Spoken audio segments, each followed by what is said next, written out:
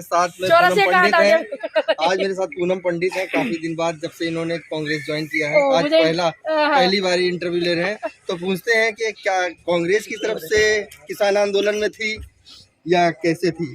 पूनम, खुलासा हो गया है कि आप कांग्रेसी हो, तो थोड़ा दर्शकों को ये बताओ कि पहले से कांग्रेसी हो या जो ये आपने कांग्रेस ज्वाइन की, या लोगों को ये आप दिखावा कर रही थी, क्या था? नहीं, देखिए मैं आपको बता दूं, कोई भी व्यक्ति मेरा कोई भी ऐसा क्या बोलते हैं रैली या किसी को सपोर्ट ऐसा नहीं दिखा सकता कि मुझे किसी पार्टी के साथ में जोड़ा जा सके। हाँ, मैं किसान आंदोलन में मैंने सपोर्ट किया और फिर मुझे ज़्यादा बहुत सारी चीज़ें झेलनी पड़ी। मुझे भारतीय जनता पार्टी ज्वाइन कराने के लिए इतना प्रताड़ित करा गया जिससे कि मुझे कांग्रेस ज्वाइन करनी पड़ी। फिर पूरे देश के लोगों की बात थी, पूरे देश के किसानों की बात थी, महिलाओं की बात थी, इतने सभी पूरे संविधान हमारा खतरे में है, देश का पूरे संविधान की बात थी। फिर जब हमें लोगों ने इतना प्यार दिया, इतना किसानों ने प्यार दिया, तो हमारी जिम्मेदारी बनती है कि हम देश के किसान की पीड़ा आगे तक उठावे। तो इसलिए मैंने कांग्रेस ज्वाइन किया। बाकी मेरे अंदर तो कोई बदलाव नहीं आया है, लेकिन मुझे आपके अंदर एक बदलाव नजर आ रहा है कि मैंने कांग्रेस ज्वाइन कर ली तो आप खाली सुनील रह गए, चौरसिया कहाँ हट गया है? नहीं, मैं चौरसिया भी हूँ, सुनील भी हूँ, दोनों हूँ। माफी चाहूंगा। सबसे पहले आज आपका जन्मदिन है, आपको जन्मदिन की बहुत ढेरों शुभकामनाएं हैं। बहुत सारी शुभकामनाएं। जितने भी लोग मुझे देख रहे हैं, मैं उनसे अनुरोध करती हूँ कि मुझे ऐसा आशीर्वाद दें कि मैं जब भी सच की आवाज़ उठाऊं और उस पर फतेह पाऊं आप लोगों के लिए। आपकी जब भी आवाज़ उठाऊं, चाहे वो किसी बेटी की हो, चाहे किसी किसान की हो, चाहे किसी मजदूर मजलूम की हो, जब भी मैं उस आवाज़ को उठाऊं और मैं उस पर फतेह पाऊँ, बस ऐसा आशीर्वाद आप मुझे दें। कौन सा जन्मदिन है? कांग्रेस में आप आई हैं, उत्तर प्रदेश में 2022 में चुनाव आ रहे हैं, तो इलेक्शन भी लड़ेंगी? देखिए, इलेक्शन लड़ना कोई बड़ी बात नहीं है और इलेक्शन लड़ाना ज़्यादा बड़ी बात है। मैं इस चीज़ पर सपोर्ट करती हूँ। बाकी अगर इलेक्शन लड़ने वाली बात होगी तो मैं किसी सीट से नहीं लड़ूंगी, योगी जी के सामने लड़ूंगी। देख लीजिए भाई, योगी जी आप देख लीजिए, आपकी कॉम्पिटिटर बिल्कुल आपके सामने है। जैसे अरविंद केजरीवाल जी मोदी जी के सामने लड़े, तो उसी हिसाब से। देखिए, उस हिसाब का तो मुझे पता नहीं, ना मुझे इतना राजनीति का ज्ञान। अरविंद केजरीवाल जो है वो काफ़ी पढ़े लिखे व्यक्ति हैं, बहुत सुलझे हुए हैं। बाकी मुझे इतना पता है कि मुझे इलेक्शन लड़ना नहीं है। और दूसरा, योगी जी के सामने तो मुझे कोई बिल्कुल भी नहीं लड़ाएगा। दुखी हो जाएंगे लोग भाई कि इसको योगी जी के सामने लड़ा दोगे। तो अच्छी बात है कि कुछ करो न करो, आदमी को दुखी तो कर दो। पर हमें ये भी पता है कि हम जब योगी जी के सामने इलेक्शन लड़ेंगे तो भारी संख्या में मुझे बहुत सारा प्यार मिलेगा। बाकी मेरा खुद का निजी विचार जो है वो इलेक्शन लड़ने का नहीं है। बाकी अगर मौका मिलेगा तो मैं योगी जी के सामने लड़ूंगी। आप नहीं डर रही, लेकिन आपकी पार्टी कांग्रेस आप बोल रही हैं कि ये नहीं लड़ाएगी। कांग्रेस डर रही है क्या योगी जी से? देखिए, मुझे नहीं पता कि कौन किससे डर रहा है। बाकी कांग्रेस बोलना सिखाती है, कांग्रेस आज़ादी सिखाती है, कांग्रेस ये हमें दबाना नहीं सिखाती, कांग्रेस सच को उठाना सिखाती है। जिस जमाने में हमने जन्म लिया, हमारे माँ बाप ने जन्म लिया, उस जमाने में कांग्रेस थी। कांग्रेस में भारत एक सिखाती है, कांग्रेस भारत भाईचारा कांग्रेस सिखाती है। ये जात धर्मवाद में बांटना कांग्रेस नहीं सिखाती। तो मुझे नहीं लगता कि कांग्रेस लड़ाएगी कि नहीं लड़ाएगी, लेकिन मौका मुझे मिलेगा के सामने। जी, सत्ता में नहीं आती। जब कांग्रेस आपको इतना सब कुछ, सत्ता में नहीं आती, जब कांग्रेस आपको इतना क्या बोल रहे हैं? कांग्रेस जब इतना सब कुछ आपको सिखाती है, देश को दुनिया को बताती है भाईचारा, एक दूसरे से मिल के रहना, तो कांग्रेस सत्ता से दूर क्यों है?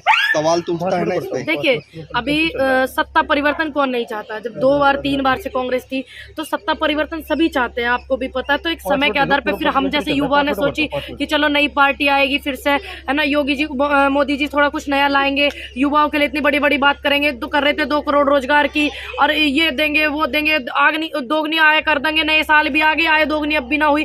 तो हम सब जो है उसमें भ्रमित हो गए, जो कि हमारा जो योगदान बहुत ज़्यादा रहा उसमें, हमारा जो यूथ है उनका बहुत योगदान रहा। बाकी अकेले भारतीय जनता पार्टी के बनाने से वो प्रधानमंत्री नहीं बने, सभी का योगदान है।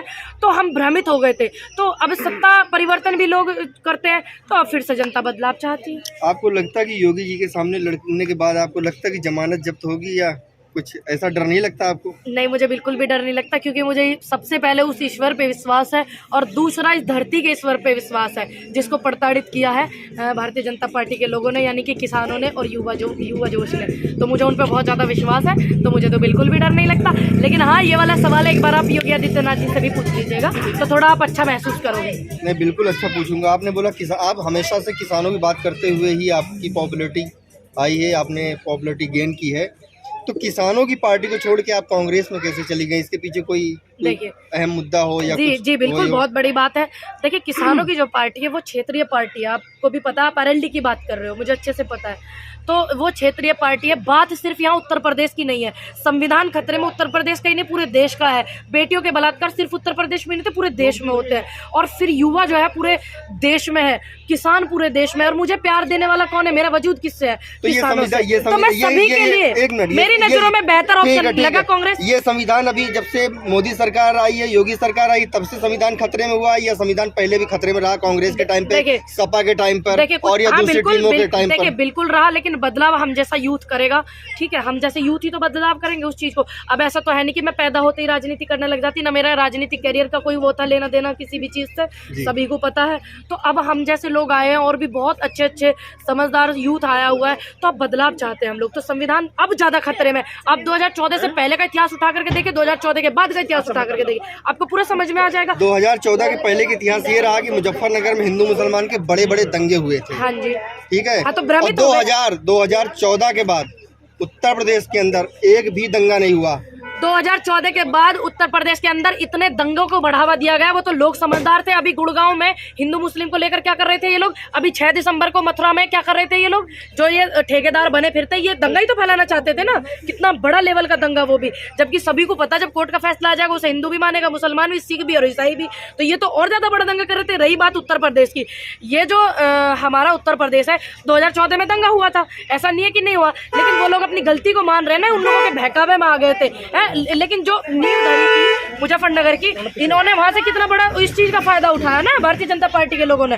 तो आप वो देखिए कि कितना बड़ा इन्होंने फायदा उठाया, क्या इन्होंने किया हमारे देश में। और जितना उत्तर प्रदेश में नहीं, पूरे भारत में जितने लोग प्रताड़ित हुए, जितने बेरोजगार हुए, और जितने किसानों की हत्याएं हुई, जिन्होंने खुद हत्याएं की, आत्महत्या करी जिन्होंने, और जितने किसानों की शहादतें हुई, और लखीमपुर खीरी का जो कांड हुआ, आज से पहले कभी ऐसा नहीं हुआ। अच्छा ठीक है, अभी जब प्रधानमंत्री मोदी फिरोजपुर गए थे पंजाब में, तब संविधान आपको खतरे में दिखा या नहीं दिखा? देखिए मुझे ईमानदारी से जवाब देना इस बात का। नहीं, बिल्कुल सही बात बोलूंगी। सही बात बोलने के लिए ना मुझे मेरी पार्टी रोक सकती है, ठीक है, मेरा अधिकार है, ना मुझे मेरा संगठन रोक सकता है सच बोलने से।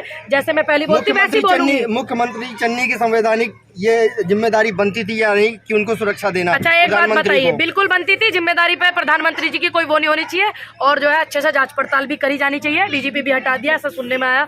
बाकी आप एक बात ईमानदारी से बताइएगा, जब प्रधानमंत्री जी का रूट लगता है तो कितने घंटे पहले, 48 घंटे पहले एसपीजी अपने अंडर ले लेती है उस रूट को। ठीक, दूसरी बात, मुख्यमंत्री भी केंद्र की बात को फॉलो करते हैं, और वो तो फिर भी विपक्ष के मुख्यमंत्री है, तो ये बात आपको नजर नहीं आती। दूसरी बात, मुख्य प्रधानमंत्री की जब गाड़ी चलती है, 10 20 50 गाड़ी आगे चले, 10 20 50 पीछे चलती है, तो उस पुल पे प्रधानमंत्री जी की गाड़ी क्यों रोकेगी? जो आगे वाले थे क्या उन्होंने बताया नहीं आगे रोड जाम है?